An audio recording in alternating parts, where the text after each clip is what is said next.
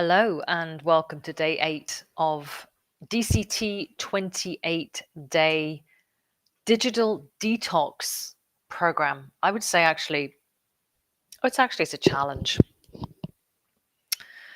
So we are almost a third of the way through, and I want to check in. Just want to check in on it's the last day. Well, actually tomorrow is the last day of observe and allow. So let's squeeze the lemon. Let's really squeeze out that lovely grace period where we, without judgment, without criticism, with full compassion and full awareness, we actually observe ourselves from the higher power perspective. 2 more days, today and tomorrow. We talked about a challenge this week, if you haven't done it already, or whenever you're doing this cycle, pretty much to tackle the 3 P's, right? The 3 pillars: screen overconsumption, online addiction, and those are pings, your notifications. The second one is proximity, is how handy, how close are all of your devices, especially the one you use all the time. How close is that to you? And the third one is permissions, right? So are you running your apps on the default, which is the advantage of the producer, the scientists, the technology companies? Are you running your app, your favorite app, on their permissions, which allows them to gather as much information as they can on you so they can feed you this loop of more addictive content and therefore keep you online where they can sell things to you and sell your data? I mean, that these companies and their free services make money. You're the product. So the 3 Ps, just checking in about that. I think it's time we really, leaned in on that aspect of our lives in terms of getting our control. Now, the other thing I wanted to do today, yesterday we had, I think, a very beautiful spiritual kind of recalibration. And today I'd like to give you a little bit more information for the mind, for the intellect, to rationally understand the power of the industry that we are up against in terms of addictive behavior online and the psychology that goes behind that. So I'd like to share some facts. And one of the things I want to suggest that you think about doing is think about all of your devices. Don't audit at this point, but just think about how many devices you use, right, in a day. So, for example, it might be your smartphone, your iPhone. It might be your iPad. It might be your desktop at work, right? So let's say 3 devices. And now think about what you use each of those devices for. So obviously the one at work is the one at work. You can't get away from that. You can't step away from that. That is your job. But let's talk about the other 2, right? So at the same time as you're on your desktop at work, you've got maybe your phone, you may be in your handbag or your briefcase, your iPad that maybe you use lunchtime. Maybe there's some games loaded on it. Think about what you have loaded on each device and how much time you spend in the company of all 3 or more of those devices, or indeed, how much time do you spend on each one?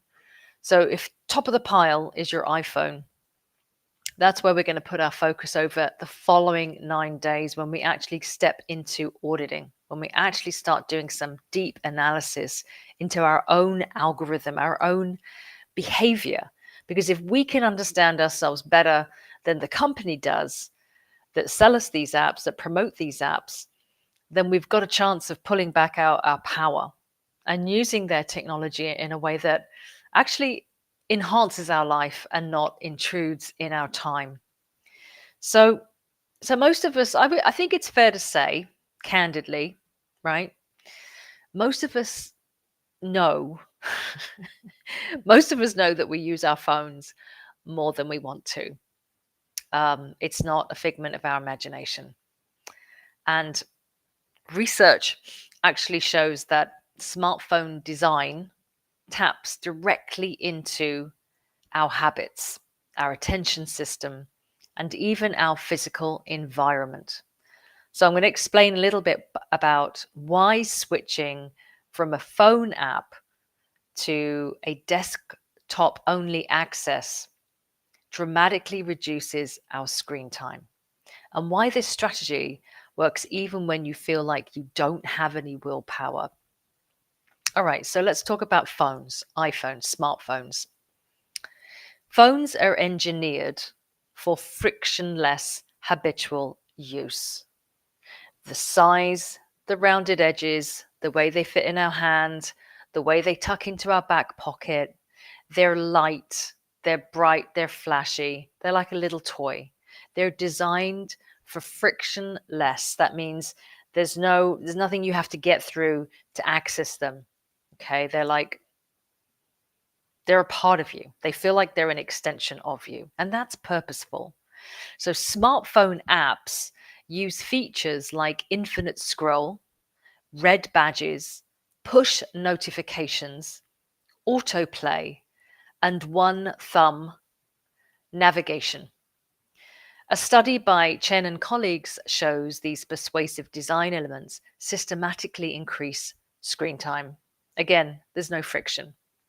Another line of research finds that people automatically check their phones simply because the device is visible or reachable, and that's cue triggered habit behavior. Whereas a desktop website or an app usually has fewer of these hooks and lacks that instant hit design that a mobile phone has. So here's an idea. Here's just an idea for you to entertain. Phone is designed for fast re-engagement. Your desktop is not.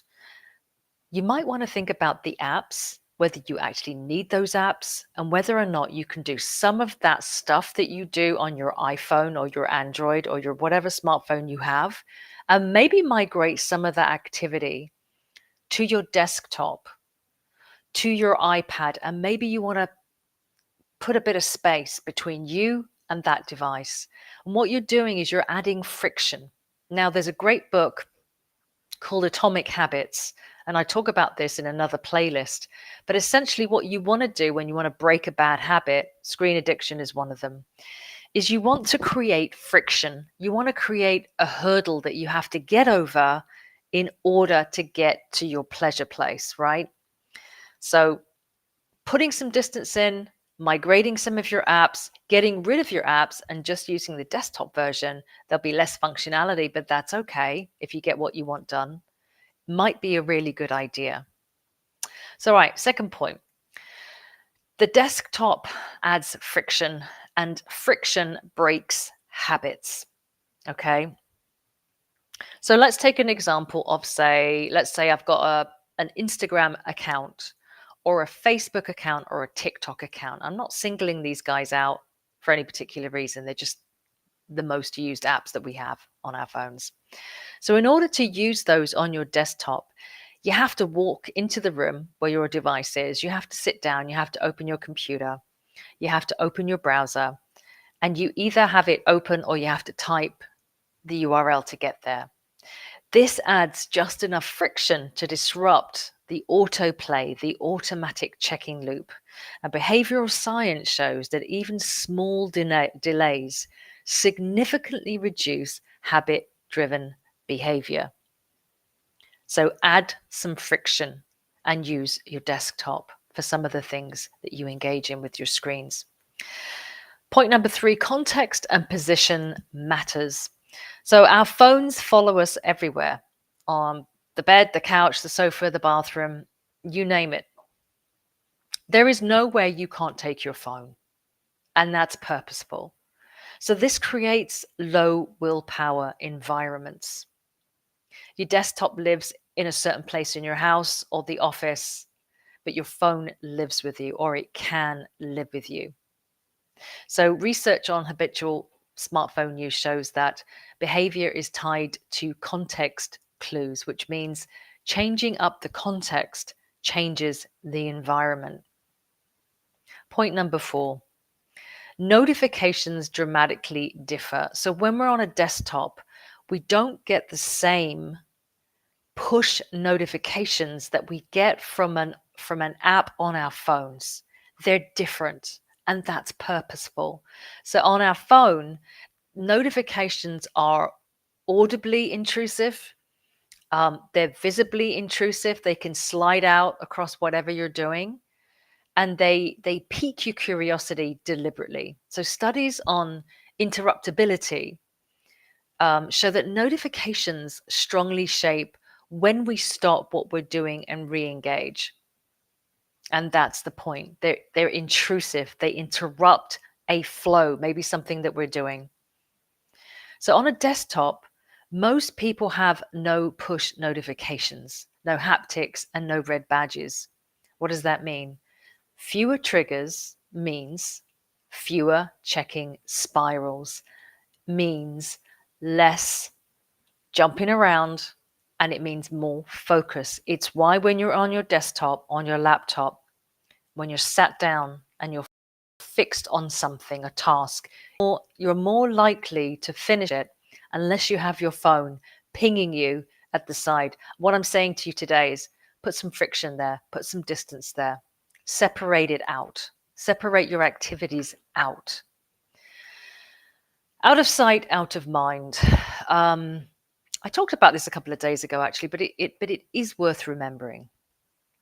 So a lot of studies have shown that simply removing our phone from view leads to a significant drop in checking behavior. So I'm going to give you an example, and it's from my life. I love to cook, and I'll very often have my phone open with something, a podcast, something that I listen to as I cook. And before I had that experience, or before I started that habit, for years I would just listen to music, right? And maybe before that I would just cook. I wouldn't think about it. I would just enjoy the process of cooking. But now the phone is there. It kind of interrupts my pleasure, my complete absorption with cooking.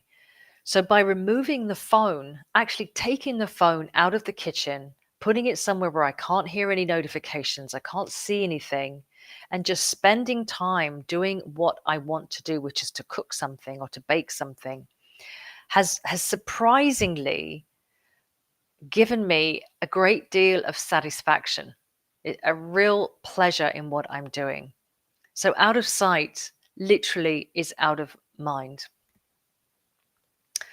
So people who go to desktop only consistently report that they shift into batched intentional use, usually once or twice a day instead of dozens of tiny sessions. So this repeats what we said a few minutes ago. When you're at work, when you've got a program, maybe your corporate program in front of you, you've got your list of duties and tasks, you can really hyper focus on what you're doing and you don't break, like you just keep going.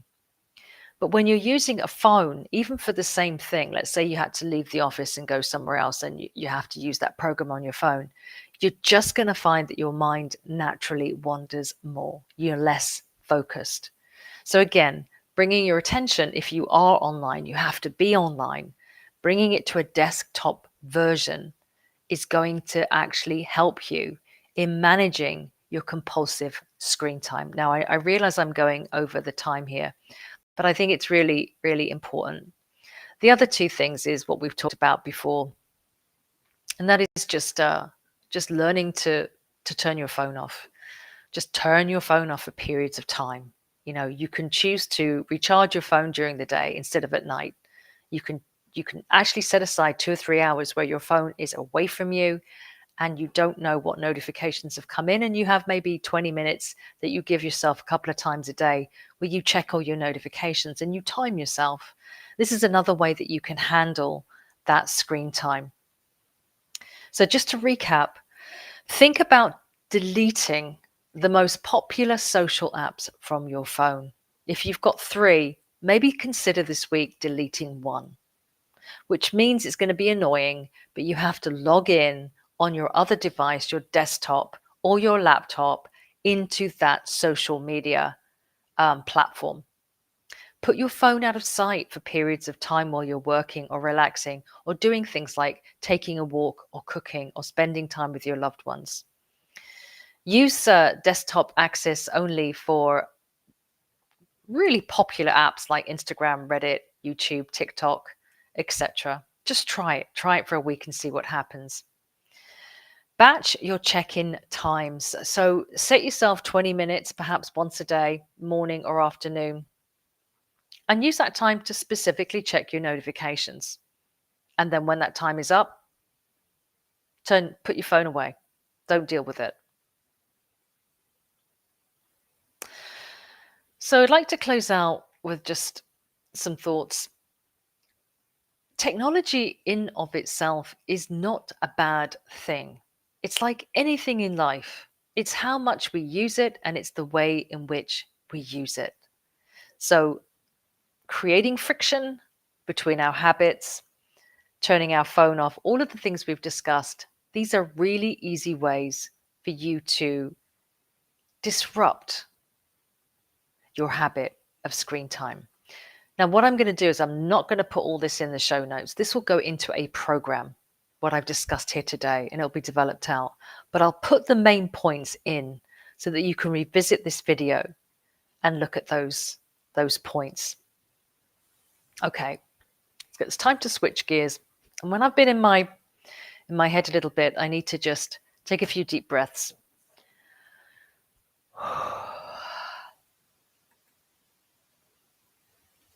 Gonna take a few deep breaths. Come back in.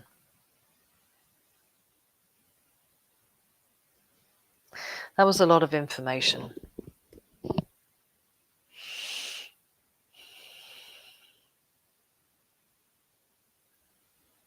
Okay, be here with me now.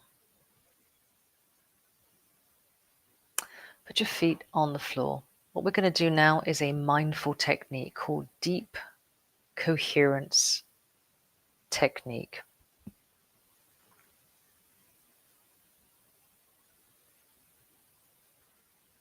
Now, we've had a lot of activity in our brains today. So I want you to imagine a large white feather, like a feather duster. And I want you to imagine that feather duster gathering up all of the frenetic thoughts that are running around your mind right now, like butterflies, chaotically, like a room full of butterflies. And I want you to gently take that white feather and very gently scoop up. Scoop up. And this feather is magnetic. It's beautifully magnetic, so that the little butterflies, all the fluttering thoughts, they're not afraid of it. We're not destroying them. They're attracted to the feather and they land on the feather. So scoop them all up. And as you scoop them all up, just notice what follows them settling down. And that is a stillness and a silence. Now take that feather and I want you to see it dropping down like this on a really gentle breeze. But it's going to drop down through your body.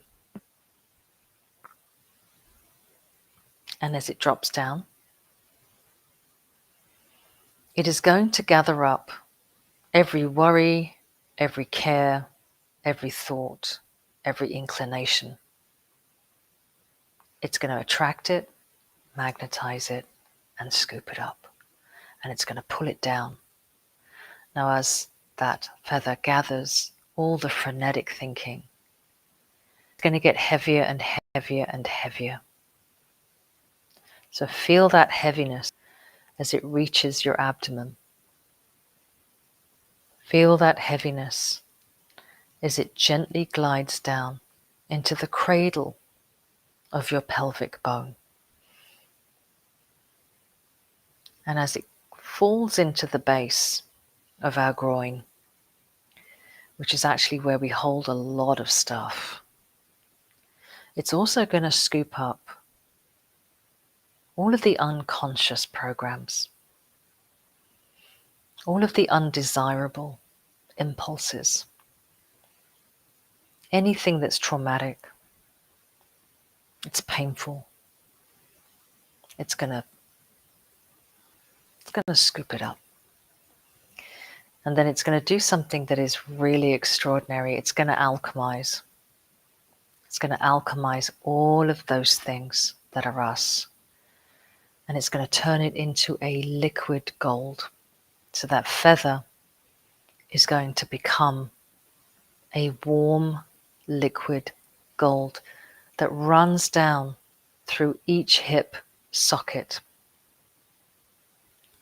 So it runs out of your groin area and it runs down through your hips and it rolls down through your knees, down through your calves, pooling through the ankles into the soles of your feet. So feel that golden liquid of alchemized concerns. Now as it pools in your feet are going to get warm and heavy. Warm and heavy.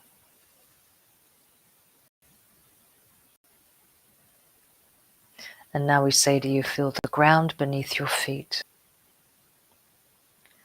Feel the ground beneath your feet.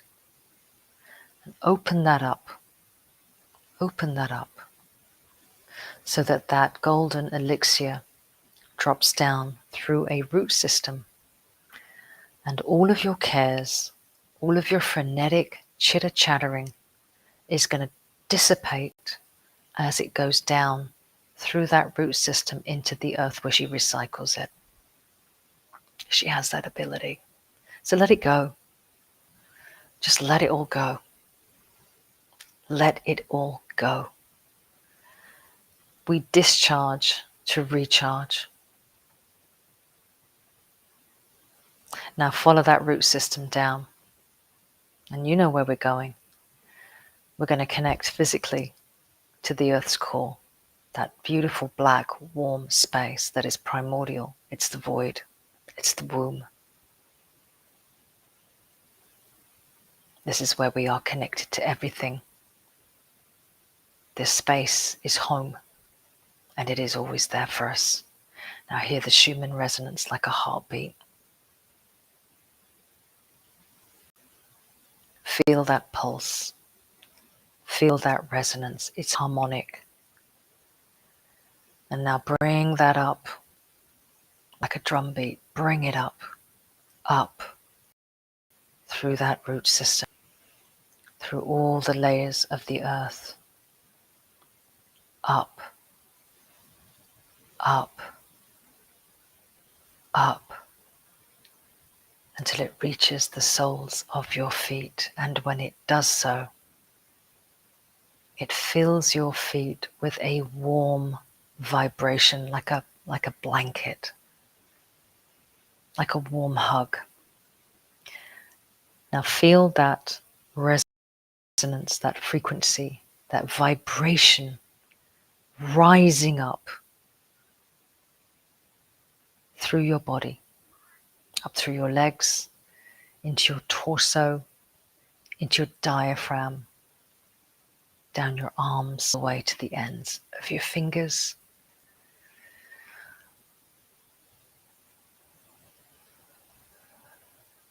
Feel it rising up like sea level, slowly rising. And as it rises,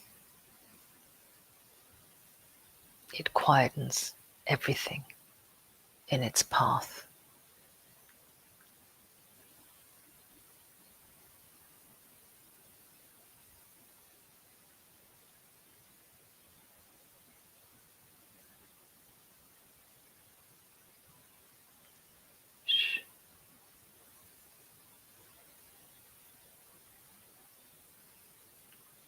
Feel that stillness.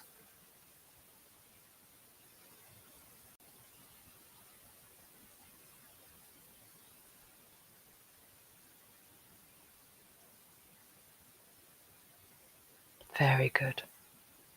Step number 1 is complete. You are grounded to the earth. Step number 2, we're going to activate the light body. We're going to take 5 deep breaths in through our nose. We're going to hold that breath and we're going to release it through our mouth intentionally. And as we breathe in our mind's eye, I want you to see the light codes, crystal light codes, coming from the center of the cosmos, flowing to you as you breathe in. And as you breathe in and take that light in, you activate your own light body even more so that you illuminate your energetic body. And then when you exhale, you release back to the cosmic center anything that no longer belongs in your field. So spend time with this. This is not just a step to get through. Be here purposefully and mindfully with me.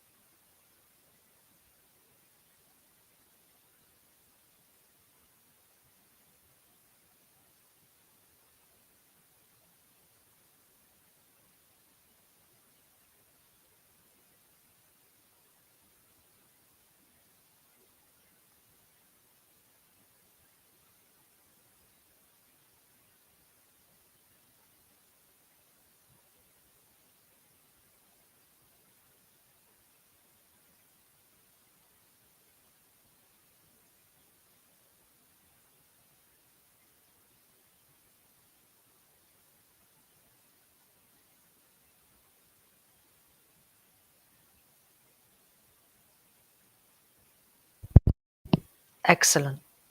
Light body has been activated. Step number 2. Step number 3, we are going to prime our electromagnetic field kinetically using your hands, palms, and fingers. Now you do what you want to do. This is how I do it. But what we're doing here is we are feeling the space all around us, which is in fact our electromagnetic field. And we're connecting to it.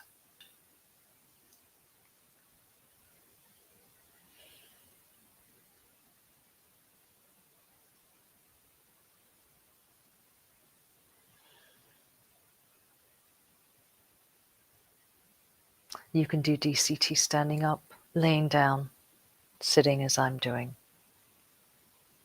You can move how you want. But notice how the air, ether, feels around you. It's slightly thickened just by you running your hands through it. That's priming. That's intentional.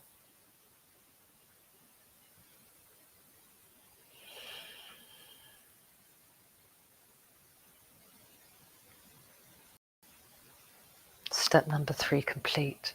Electromagnetic field primed. Primed for what? Primed for what comes next. Step number 4. Put your hands together, place it in front of your heart and really push in.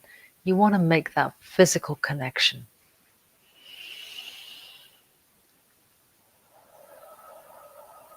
This is a sacred act. Gently open your hands, and as you do so, know that you are opening the portal to the Holy of Holies, where your inner Sun, S-U-N, resides. But this is also the resurrection of the inner Son, S-O-N, the Son of the Holy Spirit, a child of God, Source. So this is where God in residence resides. This is your highest you, the infinite you. the all-powerful, eternal you. And what we're going to do is we're going to activate that to rise within us. And as it does so, see the brilliant, in your mind's eye, see the brilliant golden rays of your sun as it expands and rises out of your heart center, filling your primed electromagnetic field with its golden, holy light. And we call this the unfolding. It is safe to unfold in this manner because you are grounded to the earth, which is tethering, but you are also protected by your primed electromagnetic field.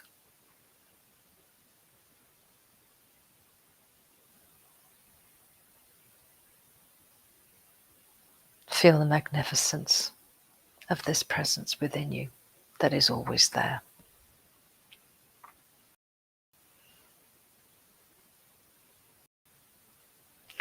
And now we're going to move to step number 5. Noticing that between our hands, the charge in our field, it's certainly thicker. You've done that. Bring your hands together. And we're going to now join the vortex through the power of channel. And we're going to do it by connecting to the quantum field through our enlightened mind, third eye, pineal gland. And we're going to run that light down into the heart, because only the heart can expand that cosmic light and a waveform that we call coherence. So see it drop down into the heart and then roll out like a ripple on a still lake. See that ripple go out? This is coherence. It's a carrier wave. It'll work for you all day long. You will be grounded, integrated. You will feel unlimited. You will feel present because you are present. So let that run out in all directions, and when it reaches the edges of your electromagnetic field in all directions, 360, let go and let God. So it is.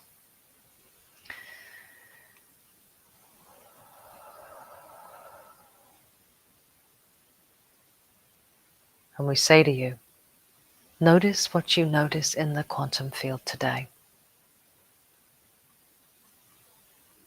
And we invite you to sit in this stillness, which is coherence, deep, powered. I am that I am power. Sit in stillness for as long as it's comfortable, because that'll help you to continue to generate coherence in your local field.